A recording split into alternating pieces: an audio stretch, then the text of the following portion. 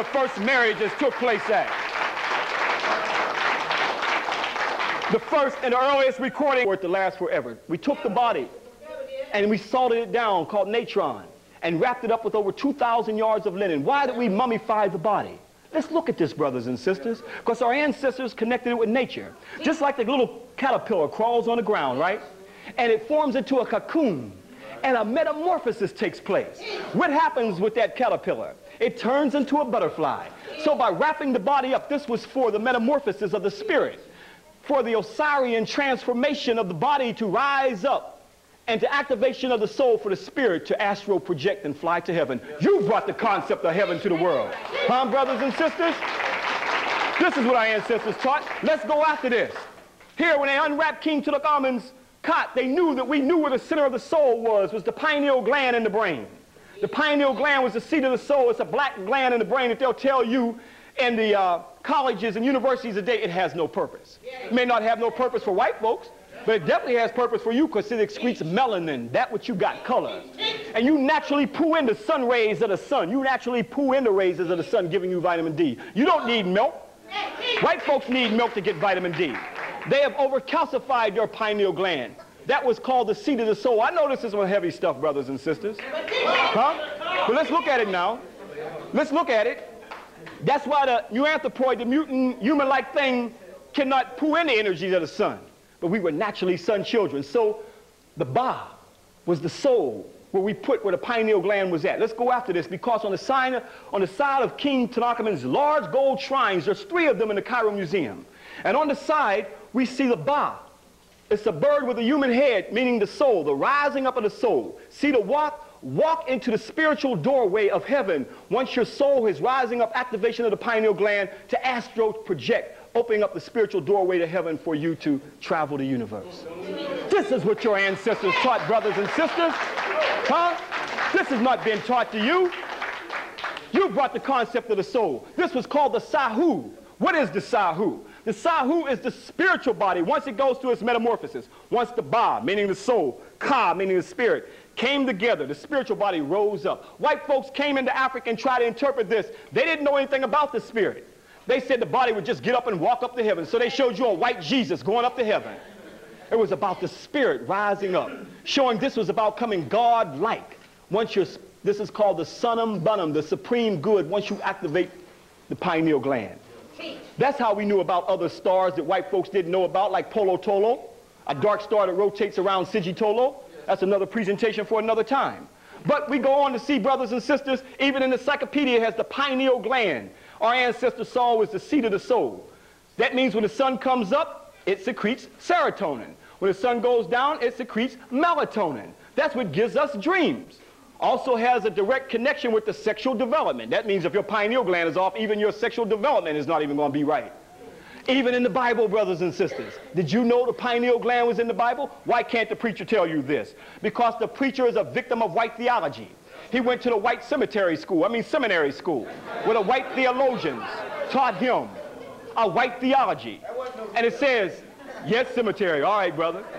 Genesis chapter 2, verse 30 through 31. And Jacob called the name of the place Peniel, for I have seen God, what? Face to face. And my life is preserved. He saw God face to face, and my life is preserved. 31. And as he passed over Peniel, the sun rose upon him, and he hurled upon his thigh. Is that sun worship? Let's go back to the King Tutankhamun shrine, showing when the sun rises in the east. It hits him right in his forehead. He meets God face to face because the seat of the soul has been activated, and he halts upon his thigh. This is where they got it from. And they're going to call you sun worshipers, and you go to church on Sunday and have sunrise service. Huh?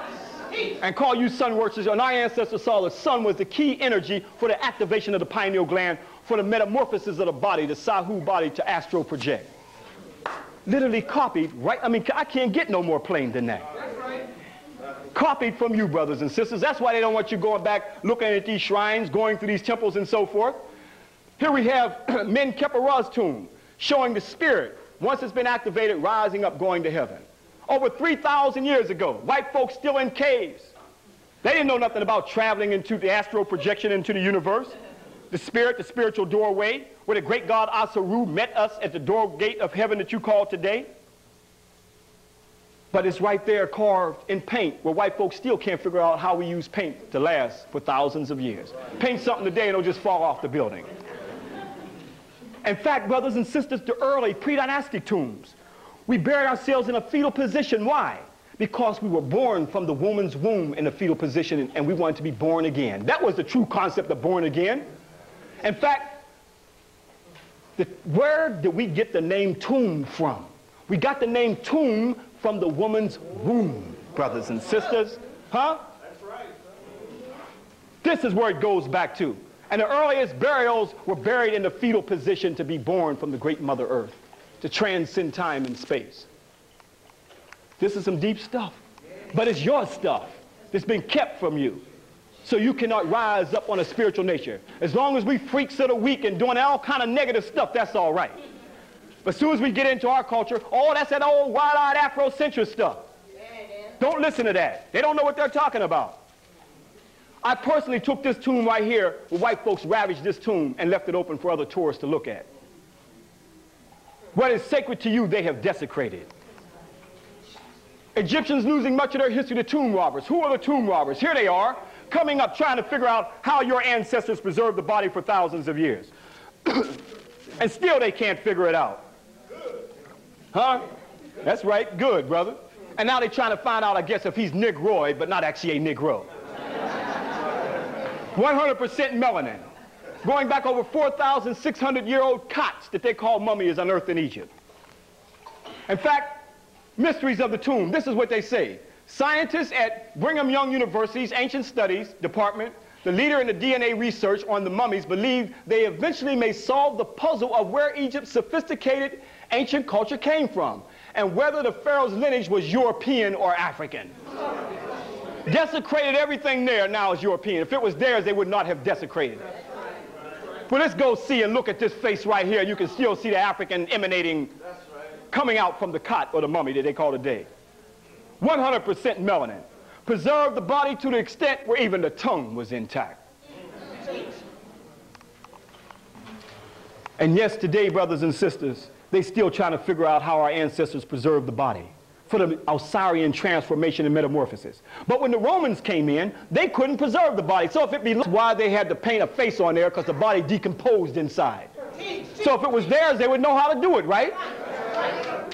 So they didn't even know how to do it during the Roman times. That's why they had to paint a face on there. In fact, even the Romans, they didn't know nothing about architectural structures like Amenhotep III of the 18th dynasty, who built these huge, massive columns of the hypostyle temple of Waset that is now called Luxor today. But when the Romans came in, look at these little toothpick columns that the Romans built. So who were the true grand master builders? Your African ancestors were the true grand master builders. Now it's mortar, and it's fallen off, but as it's fallen off, our ancestors say, here we are, we've been under here all along. Huh? But trying to cover up your African ancestral sacred sites, now you see the white faces on the temples where they try to cover it up. Yes, brothers and sisters, it was the Greco-Romans who tried to plaster over our African ancestral story. But let's go to a European himself so he can show us that 2,000 years after the Greco-Roman period, they're now still chiseling out our African ancestral story from our temples. The man who deciphered hieroglyphs visited this tomb. Jean-Francois Champollion, the French scholar, came in here and for the first time read all these signs. What did he do? He got the local lads along with saws and chisels, and they cut at the wall, and they cut this entire wall off with a beautiful portrait of the king. They sent it to the Louvre, and for the first time, but not the last, as a museum curator, they could say they were doing it to preserve the art. His buddy from Florence took the opposite wall over here. This bit here, the hieroglyph hunters have been at it again. You see, they've been after the king's name, very nice little name. So they chiseled all around the edge and got their saw behind it, and they've snapped it off. So they left that one behind. Somebody up here has been taking casts again, all the paint's washed off. Another cartouche is missing. Another cartouche with the king's name. Another cartouche. Look at this here. This one here, they even left that beautiful face. They're so keen on these hieroglyphs. They tried to get the head here, but it snapped, so they left half of it. Now, these fragments, you can find them in all the museums of the world now. That bit there is in Boston.